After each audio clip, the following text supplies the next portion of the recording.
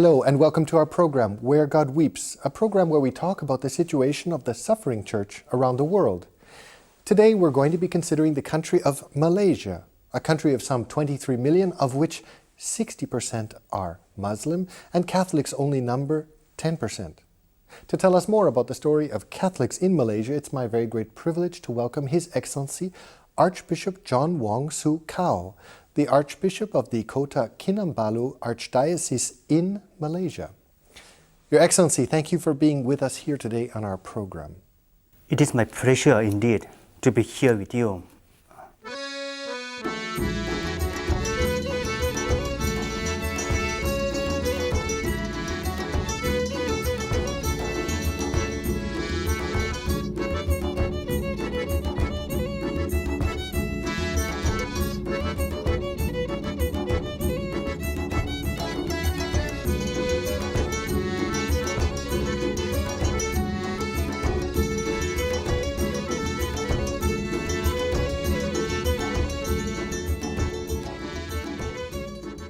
Your Excellency, you were born to Chinese parents.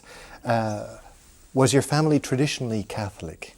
Not really a tradition because my father was a pagan, but my mother is a Catholic. Yes, all of us was 11, but fortunately it's a blessing from God. We were all baptized when we were born, following the belief of my mother. Did your father ever convert to Christianity? Yes, later on the age of when he was 65. Can you tell us a little bit about your experience of your youth, just to give those who are with us today in our program a picture of what your youth might have looked like? I would look at it, my youth was very joyful, very enjoyable because such a big family. You can understand such a big family. You're come together. You're number 7 of 11, if I understand. Yes, we have 6 boys and 5 girls. Whenever we come together, we have a big fun, and then we jog together and we play together. That is the joy, that the youth that I have with a very community-minded. When did you have a first experience of God? When did you first know you wanted to be a priest? That was when I was in Form 3, I think. So young? 3. Yes. How old would that be? Around 15, 16. Was there one particular moment where you felt, this is it, this is what I want to do? Was it a person? Was it a moment? It's more or less a person coupled with a moment. A person because in that moment we was very active in the church. Active in the church in the sense that we do not have a priest that speak our language. Our language in the sense is Mandarin. In that very moment, a priest is transferred. He is a Chinese, but seeing him, a person in kind of elderly priest, looking such a big parish, that have a heart to be like him, to such a people of God. That is more on a person. When the moment comes, when I make a deal with God, You made a deal with him? We got. Okay. We got in the sense that knowing that I want to move into this direction, at least I have some education, some standard. But knowing that my study is, I don't like study. So I made a deal with God. If I can improve in this area or if I can achieve a certain standard of my study, then maybe that's a sign. And because, in fact, for 3 years before you became a priest, before you entered the seminary, you worked as a salesman. Yes. Was that also a test saying, now God, I'm going to try this now for a little while to make sure that this is, or was it, what was this period in your life? Indeed, because after I finished my study, I achieved whatever I had promised God.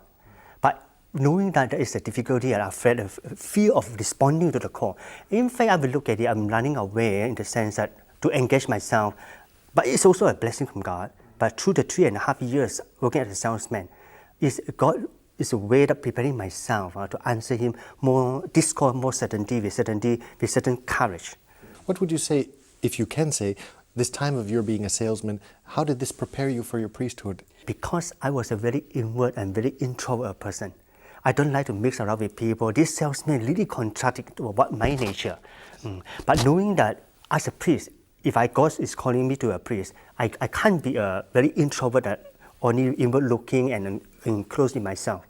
That 3.5 years as a salesman helping me to reach out to people, how to talk to people, how to mix around with people. In the seminary, one of the educations was English, which you called a real torture. Yes. But you wouldn't believe it today. Your English is very, very good. Yes. But why was it so difficult? In the sense that because when I was small, living in this Chinese community and the family, but I do not, if I can recall, I do not have a big ambition in my life. That's why in terms of study, I was still always below moderate. I never get into the language of English, especially from the Chinese family. Chinese is okay, but not English. But when I know that going to be a priest, one of the subject that you cannot avoid is English. It's really a torture for me.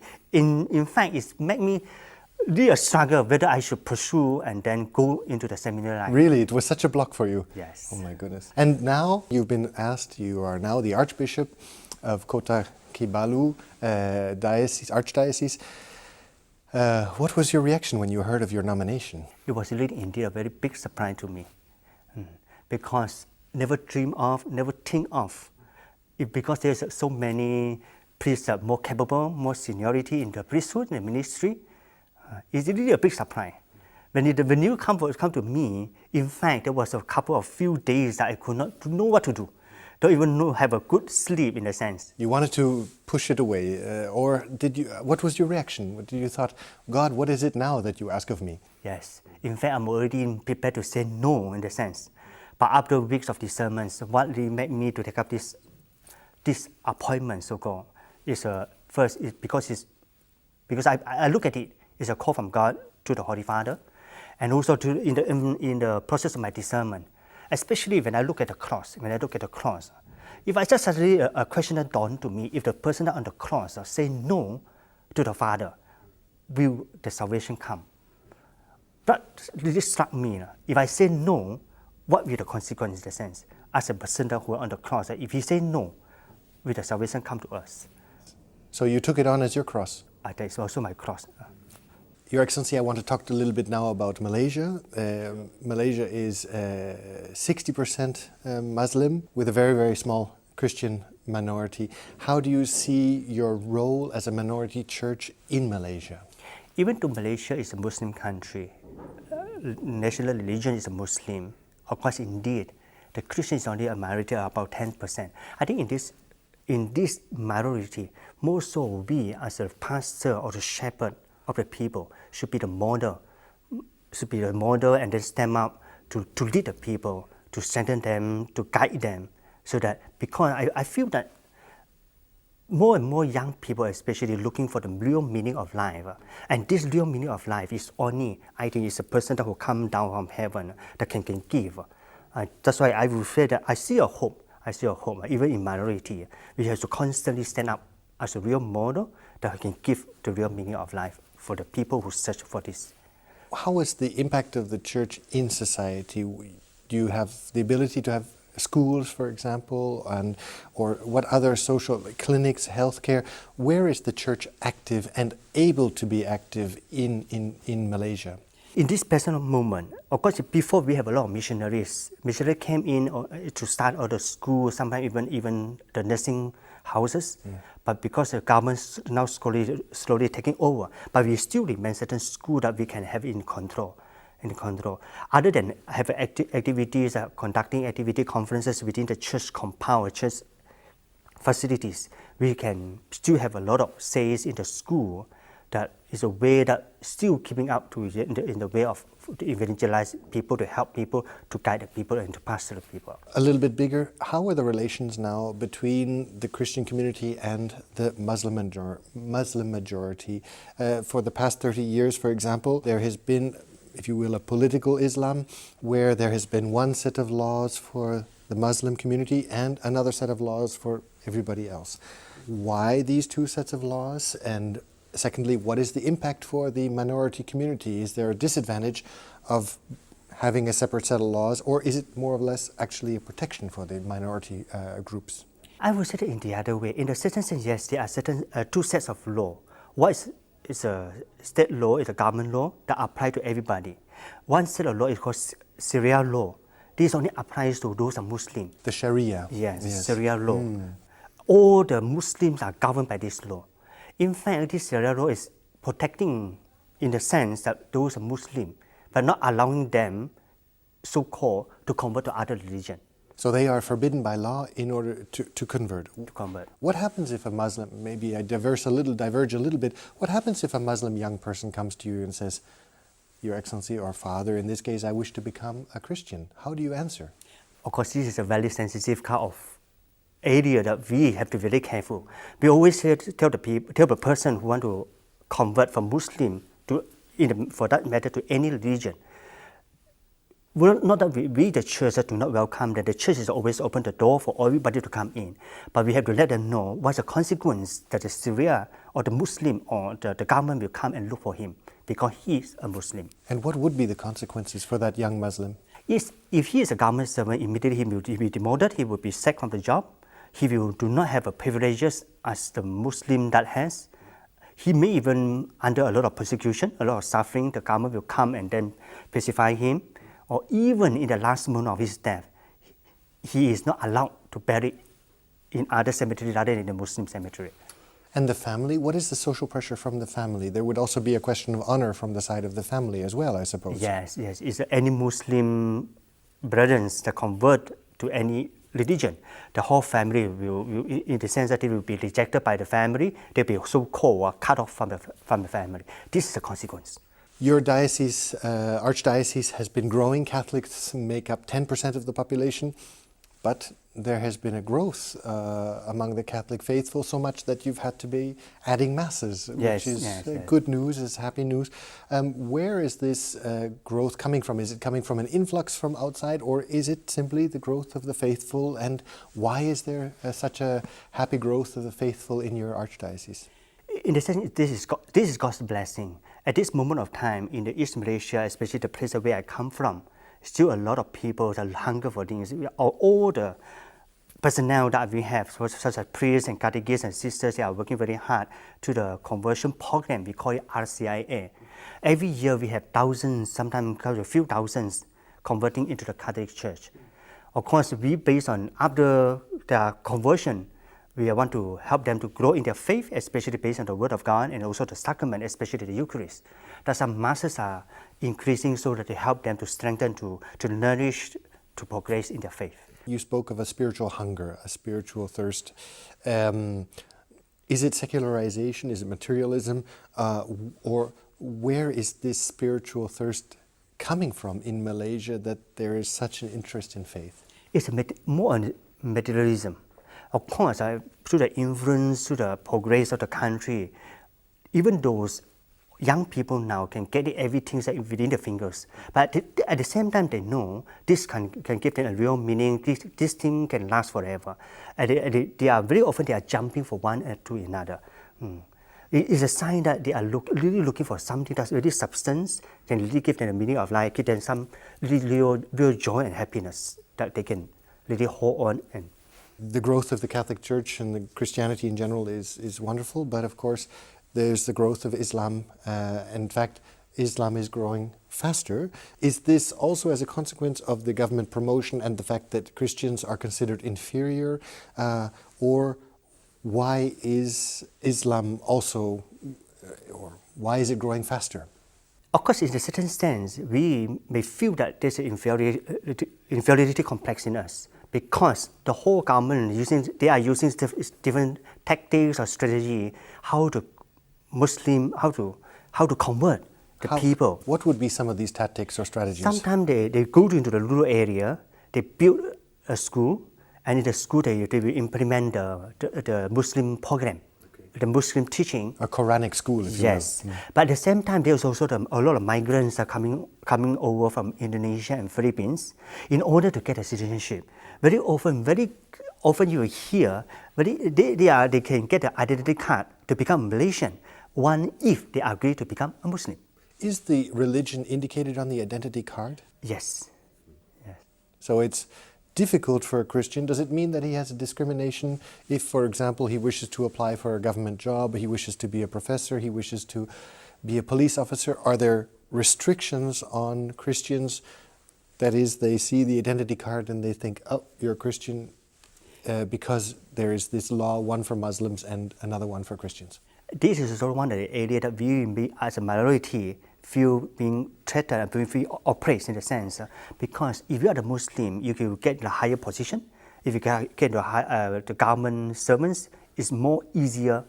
You are given the priority.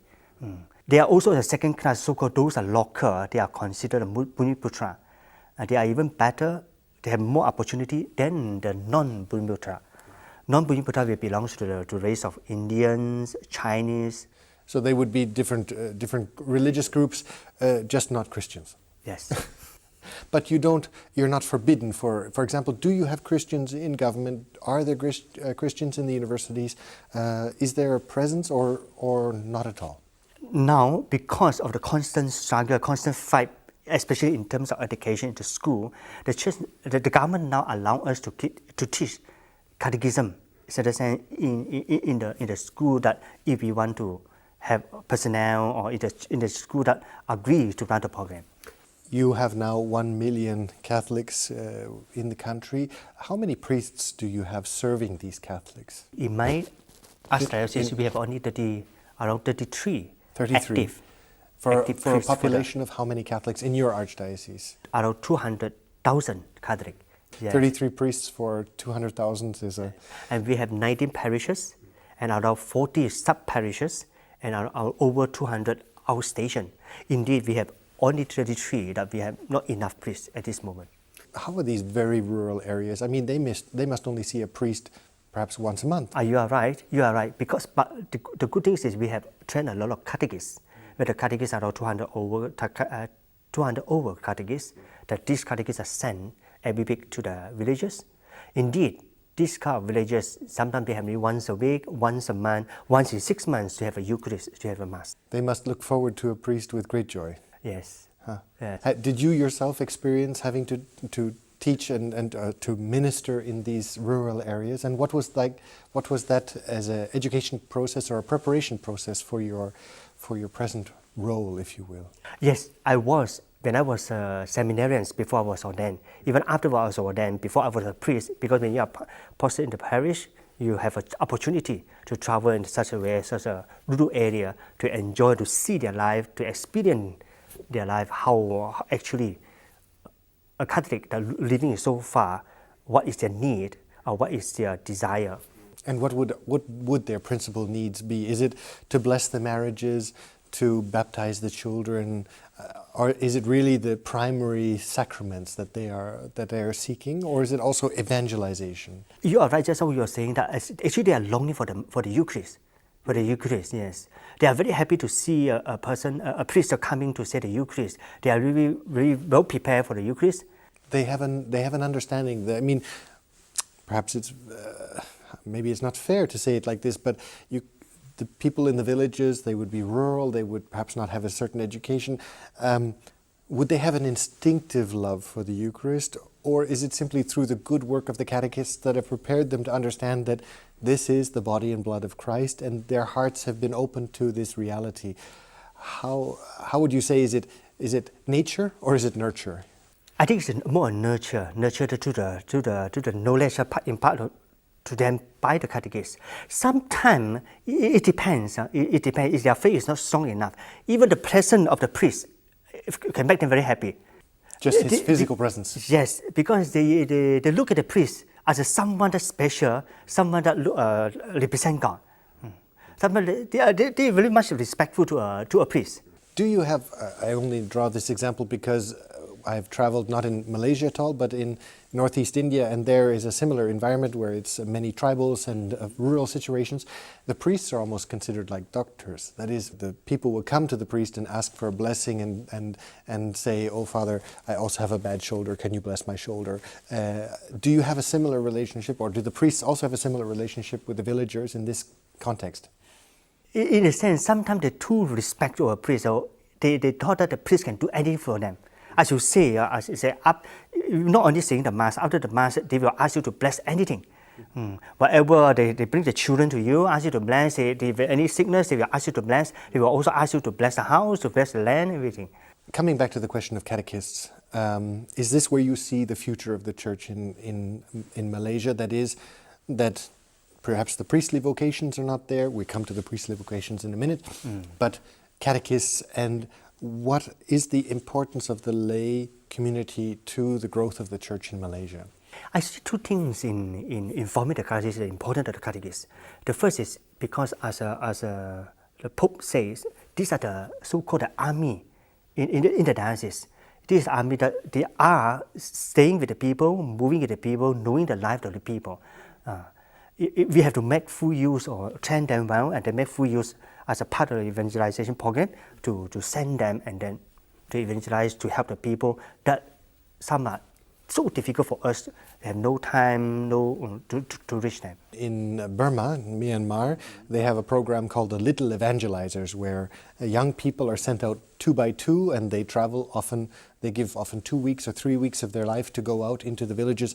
How do you send out yours? Do you also send them out 2 by 2? Do you have certain conditions, for example, that you would say, okay, they have to have a certain formation and they are only allowed to act in this particular manner, especially in an environment where, in your case in Malaysia, it's sometimes hostile. That is, they're working with a Muslim community, for example. This group of Catholics every week we have every week they will come together to go to the Sunday reading, the Bible sharing, and then after the Bible sharing, the priest will give some input or some explanation, and then at that particular Sunday they are sent to the different chapel, outstation that are assigned to them, and they will carry on what the message that they have got from the meeting to the people. And how are they received? They come fresh, for example, to a village which is a Muslim village, and they come as Christian catechists. Have there been cases where the Christians have been chased out of the village because of the fact that they say, we don't want to see you here? Is there any tension like that, or have they actually in principle been well received by the villagers? At this moment of time in Sabah and Sarawak, the East Malaysia, we are quite still very peaceful, living quite harmoniously with the Muslim, with the other religion.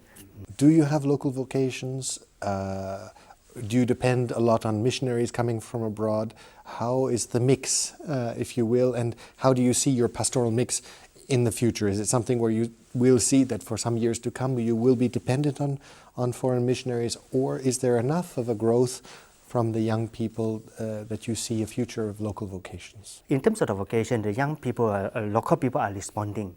Even though it's not a big number, but every year we do find two or three. You spoke of materialism. Do you make a distinction that is one thing is materialism, another thing is secularization, or are the two forces coming in at the same time and having an impact on the youth, creating a crisis of faith? I say that because in many other countries, materialism, secularization is having a deep impact on the young people, and this crisis of faith in the family has of course translated over to the crisis of vocations. Do you see this also in Malaysia, or have you separated the two where you have materialism and secularization is not such a dramatic problem at the moment because the people perhaps are more religious by nature? But indeed, because Malaysia, especially in Sabah, in my archdiocese, it consists of different culture and different races. And these two impacts, secularization and materialism, attack certain so-called culture, races more than the others. For example, you have the Chinese. These two forces that attack them very much help. Because of that, the whole family settings become very secular, very independent. Why would it particularly affect the Chinese culture more than, for example, in other cultures in Malaysia? What is it about the Chinese that draws them much more to the secularization or materialism?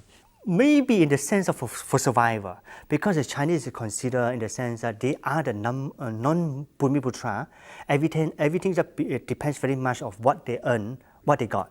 Is seldom have get the opportunity or privileges from the government, the help from the government, and because of this, their family getting very independent, very in the sense that it's very strong, but at the same time it's also getting lesser a small family because maybe of survival. Your Excellency, so we've spoken about politics, the economic situation, the spiritual development and growth and the happy growth of the Catholic Church. What would you say would be your need in your archdiocese that we could communicate with those who are with us today in our program, both perhaps spiritually but also materially? We need prayer. We need prayer, especially in knowing that the Islamization is getting stronger and stronger by the government. We need prayer that hopefully in this kind of struggle, in this kind of persecution, we still have a strong faith, so-called, to fight to the end. Yes. Secondly, I would say that prayer in terms of vocation. Hopefully more and more young people will realize the need to respond to the call of God, to need to stand up to be witnesses, to be shepherd, to lead the people, because this is, I think, the whole world is lacking of the meaning, the real meaning, the genuine meaning of life. And especially more so to pray for the more vocation in terms of the Chinese speaking. Chinese community is an area you need Yes. help, prayers. Prayer. Because even though we have vocation, most vocations come from the local people. We do not have a Chinese speaking vocation. I want to touch just very briefly, you said the persecution. Do you find that this discrimination, we can say, I suppose, does that make a deeper commitment? Does that, the fact that you're in an environment where you are a minority church, and not only a minority church, but you are discriminated against, do you find that consequently you have a greater commitment of the faithful because they are in a difficult environment? Both way. If a person with an optimist, if you, as you say, they will stand out, will be more committed to the faith. If the person is very pessimist, because we have a lot of migration, moving out, moving into the Australia, moving out in New Zealand, moving out from the country. So you're losing Christians as a consequence also of the discrimination. They say, for my family, my children, I prefer them raised in Australia or other countries. Because they got more opportunity, the working environment, the living environment is much considered in the sense that better than at home. But also religious freedom. Yes. Your Excellency, lots to talk about. Thank you very much for having been with us today in our program.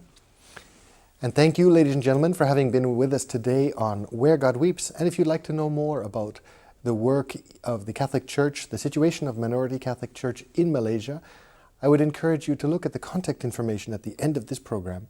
And we look forward to seeing you next week. Take care.